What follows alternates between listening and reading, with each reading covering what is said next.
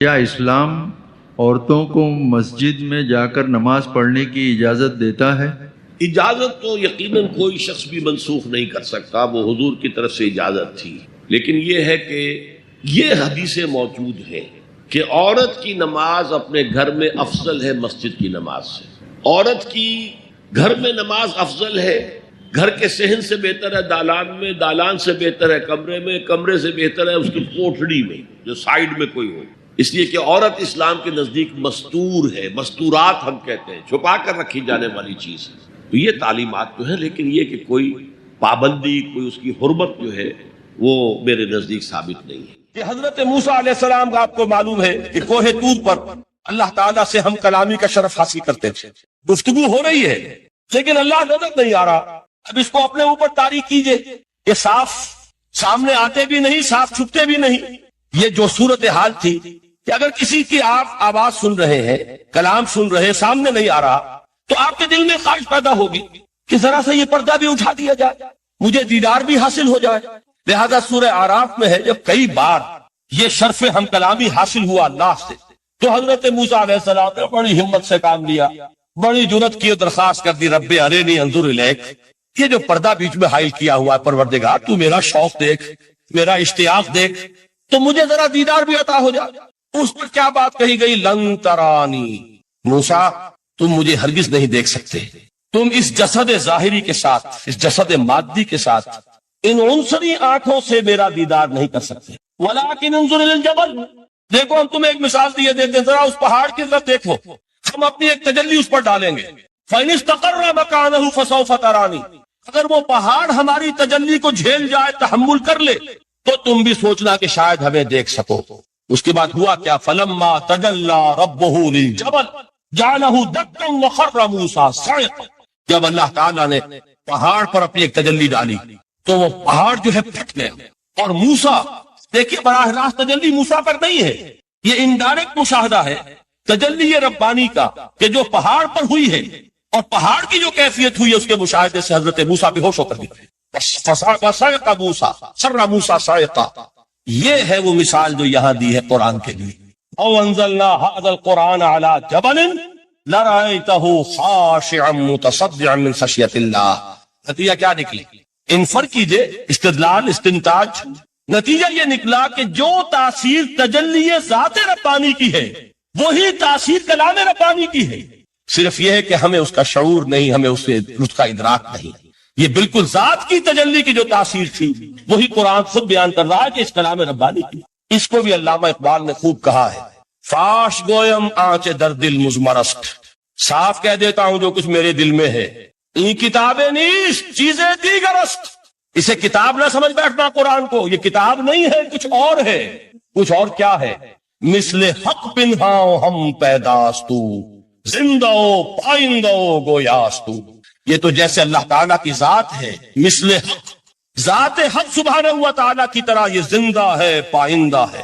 مثل حق آئندہ گویاستو، یہ جو ہے زندہ ہے، یہ متکلم ہے، کلام نہیں ہے۔ کل صفات ربانیہ جو ہے ظاہر اور باطن، مثل حق پنہا، ظاہر و پنہا، اور حی و قیوم جیسے اللہ کی ذات ہے، وہی صفات اس کلام کی ہے۔ اور اس کے بعد وہ شعر آیا تھا جو میں پہلے سنا چکا ہوں، چوں بجاں در رفت جاں دیگر شود، جب یہ قرآن کسی انسان کے اندر سرایت کر جاتا ہے، اس کے دل پر نازل ہوتا ہے۔ دیکھیے یہ الفاظ آپ کو کہیں اور نہیں ملیں گے۔ میرے نزدیک جہاں علامہ اقبال اس دور میں قرآن کی عظمت کا سب سے بڑا ثبوت ہے، وہاں عظمت قرآنی کے سب سے زیادہ واقف اور اس کا سب سے زیادہ شعور رکھنے والے بھی علامہ اقبال۔ یہ الفاظ آپ کو کہیں نہیں مل سکیں گے کہ مثل حق پنہاؤ ہم پیداستو، زندہ پائندہ گویاستو، چون بجاں در رفت جہاں دیگر شود، جہاں چو دیگر شد جہاں دیگر شود۔ جب یہ انسانوں کے اندر سرایت کر جاتا ہے، ان کے اندر ایک انقلاب آ جاتا ہے، اور یہ اندر کا انقلاب ہے جو ایک عالمی انقلاب کا پیش خیمہ بنتا ہے۔ آپ آرڈیننس کے ذریعے سے نمازیں پڑھوائیں گے تو پھر نماز وہی پڑھی جائے گی جو آفس ٹائم میں آئے گی، باقی اور کیوں پڑھیں گے؟ وہ تو آرڈیننس کے ذریعے سے پڑھائی جا رہی ہے۔ اس کا حشر تو وہ ہوگا جو ہمارے ہاں دیکھا جا چکا ہے۔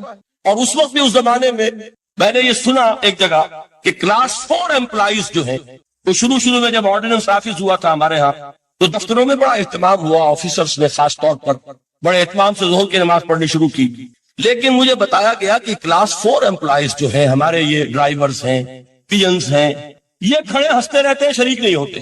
میں نے ان سے کہا وہ اس لیے کہ انہیں معلوم ہے کہ آپ بھی تو یہی پڑھ رہے ہیں صرف نماز، باقی آپ کے ڈرائیور سے اور آپ کے خانسامہ سے یہ بات چھپی ہوئی نہیں ہے کہ عصر آپ نے بھی نہیں پڑھنی، یہ صرف زور ہے جو آپ پڑھ رہے ہیں۔ تو یہ اصل میں اندر کا انقلاب جب تک نہ آئے، باہر کا ٹھوسا ہوا انقلاب وہ تو جب پریشر ہٹ جائے گا تبدیلی ختم ہو جائے گا۔ چوں بجاں در رفت جہاں دیگر شبد، اندر انقلاب آئے، جب اندر تبدیلی ہو جائے گی اب انسان کا پورا وجود بدلے گا، پھر اس کے اندر سے تبدیلی جو ہے وہ ابھرے گی، اسے کسی خارجی دباؤ کی ضرورت نہیں ہوگی۔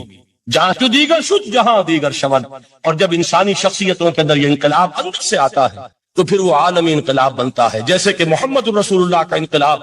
واقعہ یہ ہے کہ اگر جوش کانسپیریسی، عبداللہ ابن سبا کی سازش اگر کامیاب نہ ہو گئی ہوتی اور مسلمانوں کے اندر آپس کا اختلاف اور سرپھٹول نہ ہو جاتا، جو حضرت عثمان کی شہادت، پھر حضرت علی کی شہادت رضی اللہ تعالی عنہما، اور حضرت علی کی دوران خلافت یہ آپس کے جو بھی جنگیں ہوئی، جنگ جمل، جنگ صفین، جنگ نہروان، اگر یہ نہ ہوئی ہوتی تو جس سپیڈ کے ساتھ اور رفتار کے ساتھ انقلاب محمدی کی توسیع ہو رہی تھی علی صاحب الصلاۃ والسلام، کوئی طاقت دنیا میں نہیں تھی۔ اقبال نے اس کا بھی نقشہ کھینچا ہے کہ تھمتا نہ تھا کسی سے سیل رواں ہمارا، وہ سیل رواں تھا، کوئی روکنے والا نہیں۔ انٹرنل سیبوٹاج وہ ہے کہ جس نے اس انقلاب کا راستہ روکا۔ تو واقعہ یہ ہے کہ وہ اندرونی انقلاب حضور نے برپا کیا قرآن کے ذریعے صحابہ میں، اندر سے جو انقلاب تھا اس نے عرب میں ایک انقلاب کی شکل اختیار کی، اور یہ انقلاب جو ہے اتنی اپنے اندر قوت رکھتا تھا، اتنی پوٹینشیلٹی تھی اس کی کہ وہ 20 برس کے اندر اندر کہاں آکسس دریائے جیہوں، کہاں اٹلانٹک، تصور تو کی تاریخ میں اس سے پہلے اتنی بڑی کوئی مملکت قائم ہوئی نہیں، کہاں یمن اور کہاں ایشیائی کوچک، ایشیا مائنر ٹرکی، یہاں سے وہاں اور وہاں سے یہاں، اتنی عظیم مملکت حضرت عثمان رضی اللہ تعالیٰ عنہ کے خلافت میں ہو چکی تھی۔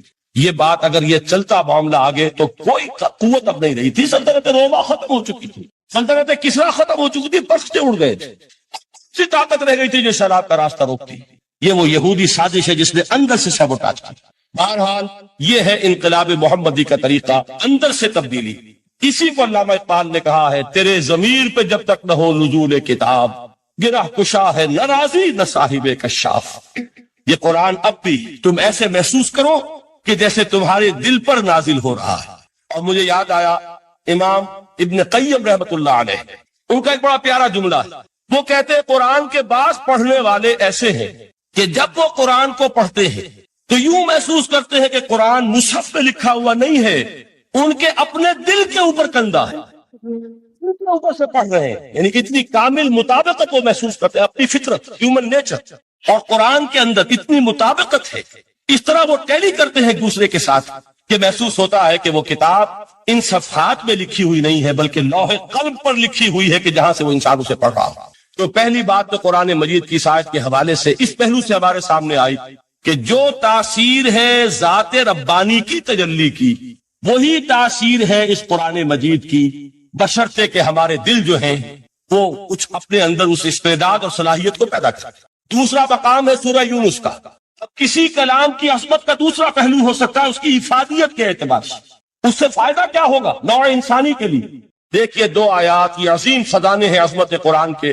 سورہ یونس میں یا ایھا الناس، اے لوگو، قد جاءتکم موعظۃ من ربکم وشفاء لما فی الصدور وہدی ورحمۃ للمؤمنین۔ 4 الفاظ نوٹ کر لیجیے۔ اے لوگو، آ گئی ہے تمہارے پاس وہ چیز تمہارے رب کی طرف سے جو موعظہ ہے۔ موعظہ کسے کہتے ہیں؟ نصیحت۔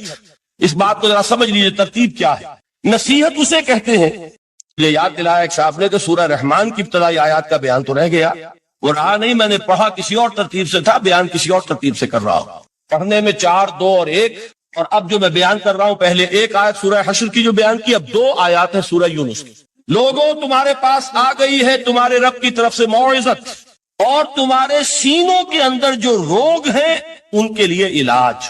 توجہ کیجئے گا، ہم نے قرآن کو کیا سمجھا ہے؟ صرف ایک مقدس کتاب، ایک حصول ثواب یا ایصال ثواب کا آلہ۔ قرآن ہے کیا؟ نمبر 1 موعظہ۔ موعظہ کسے کہتے ہیں؟ وعظ اسے کہتے ہیں وہ بات جس سے دل نرم ہو جائے، دل کے اندر گداز پیدا کرنے والی شے۔ وجہ کیا ہے؟ اعلیٰ سے اعلیٰ حکیمانہ بات کسی سے کہی جائے، دل سخت ہے، اثر نہیں ہوگا، ایک کرسٹ آ جاتا ہے انسان کے دل کے اوپر، جیسے کہ یہود کے علماء کے بارے میں فرمایا گیا ثم قست قلوبکم فہی کالحجارۃ او اشد قسوۃ وان من الحجارۃ لما يتفجر منه الانہار وان منها لما يهبط من خشیۃ اللہ وان منها لما يشقق فيخرج منه الماء۔ اے لوگوں، پھر تمہارے دل سخت ہوتے چلے گئے، پھر وہ پتھروں کے مانند سخت ہو گئے، بلکہ ان سے بھی زیادہ سخت، اس لیے کہ پتھروں میں تو وہ بھی ہوتے ہیں کہ جو اللہ کے خوف سے گر جاتے ہیں، پتھروں میں وہ بھی ہوتے ہیں کہ جو اللہ کی خشیت سے پھٹ جاتے ہیں، ان میں سے پانی بہ نکلتا ہے۔ پتھر تو اس طرح کے ہیں، لیکن انسان کا دل جب سخت ہو جائے، جب پتھر بن جائے، تو کوئی شے دنیا کی اس کی سختی کا مقابلہ نہیں کر سکتی۔ پہلے اس سختی کو نرم کریں گے، جیسے زمین ہے چٹیل زمین، اس زمین کے اندر ہل چلے گا تو بارش جو ہے فائدہ دے گی، اس کو آپ زمین کو نرم کرتے ہیں تاکہ وہ بارش کو جذب کرے، ورنہ چٹیل زمین ہے سخت، وہ پانی بہ جائے گا اور وہ زمین کے اندر جذب نہیں ہوگا۔ تو پہلا لفظ استعمال کیا موعظہ، یہ قرآن واعظ ہے، نصیحت ہے، دلوں کو نرم کرتا، دلوں پر جو کرفٹ آ گیا ہے سخت اسے توڑتا، اس میں ہل چلاتا ہے۔ پھر کیا کرتا ہے؟ پھر جب یہ جذب ہوتا ہے، شفاء لما فی الصدور، جو سینے کے روگ ہیں ان کے لیے شفا۔ اب آپ غور کیجئے گا، علامہ اقبال نے انہی دو اعتبارات سے مسلمانوں کا مرثیہ کہا کہ مسلمانوں نے اس قرآن کو نہ موعظہ کے لیے استعمال کیا اور نہ تزکیہ نفس کے لیے استعمال کیا، بلکہ اس کو تو صرف بنا لیا ہے وہ جان آسانی سے نکالنے کا نسخہ یا ایصال ثواب کا آدھا۔ چنانچہ کہتے ہیں واعظ کے لیے واعظ دستاں زنو افسانہ بند، واعظ جو ہے ہمارے داستانے کہتے ہیں تو حرف او بلند، اس کے بیان میں معنی تو ہوتے ہیں بہت ہی گھٹیا نیچے کے، الفاظ کا شکو ہوتا ہے، الفاظ بہت اونچے ہوتے ہیں، از خطیب و دینمی گفتارے با ضعیف و شاذ و مرسل کارے، سارا باز و نصیحت جو ہو رہا ہے وہ ضعیف حدیثوں کے ذریعے سے، ضعیف روایات بخاری کی ہو، مسلم کی ہو، ترمذی کی ہو، ابن ماجہ کی ہو۔ کہا خطیب بغدادی اور دینمی وہ کتابیں کہ جن کی کوئی سند نہیں ہے، وہاں کی روایات کے ذریعے سے لوگوں کو تذکیر کرنے کی کوشش کر رہے ہیں۔ با ضعیف و شاذ و مرسل کارے، ضعیف روایات، شاذ روایات، مرسل روایات جن کا سلسلہ روایت محمد رسول اللہ تک متصل نہیں ہے، اس کے ذریعے سے کر رہے ہیں۔ حالانکہ موعظہ، سب سے بڑا موعظہ یہ قرآن تھا۔ قرآن کہتا ہے خود فذکر بالقرآن من یخاف وعید، اے محمد صلی اللہ علیہ وسلم آپ اس قرآن کے ذریعے نصیحت کیجیے۔ یہ قرآن ہے جو دلوں کی سختی کو ختم کرے گا، گداز پیدا کرے گا۔ دوسری طرف علامہ اقبال کیا کہتے ہیں کہ جہاں تک ہمارے ہاں جو بھی تصوف کے معروف حلقے ہیں، صوفیاء حق کی بات نہیں کہہ رہا، وہاں قوالی ہو رہی ہوگی تو حال آ جائے گا۔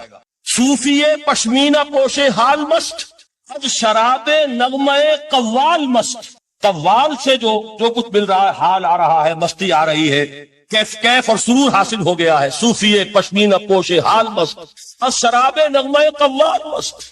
لیکن یہ کہ اس کی محفل میں درنمی سعادت بقرآن محفلش، اس کی محفل میں قرآن کا کہیں گزر نہیں ہے۔ جبکہ محمد رسول اللہ صلی اللہ علیہ وسلم کی بھی ایک محفل ہوتی تھی، محفل سماع۔ وہ محفل سماع کیا تھی؟ حضور صحابہ سے فرمائش کر کر کے قرآن سنتے تھے۔ حضرت عبداللہ ابن مسعود رضی اللہ تعالیٰ عنہ کی روایت موجود ہے کہ مجھے ایک مرتبہ حکم دیا حضور نے کہ قرآن سناؤ۔ میں نے عرض کیا حضور آپ کو سناؤں؟ آپ پر تو نازل ہوا ہے۔ تو حضور نے فرمایا نہیں، مجھے کسی اور سے سن کر کچھ اور لطف حاصل ہوتا ہے۔ اب امتثال امر میں حضرت عبداللہ ابن مسعود رضی اللہ تعالیٰ عنہ نے سورہ نساء پڑھنی شروع کی۔ 41ویں آیت پر پہنچے، چشم تصور سے دیکھیے کہ حضور بھی تشریف فرما ہے، صحابہ کرام کی محفل ہے، اور صحابہ کیسے بیٹھا کرتے تھے ادب کے ساتھ۔ ایک روایت میں الفاظ آئے ایسے بیٹھتے تھے ساکت و صامت ہو کر، بالکل خاموش، سکون، ساکن اور ساکت و صامت، کہ جیسے ان کے سروں پر پرندے بیٹھے۔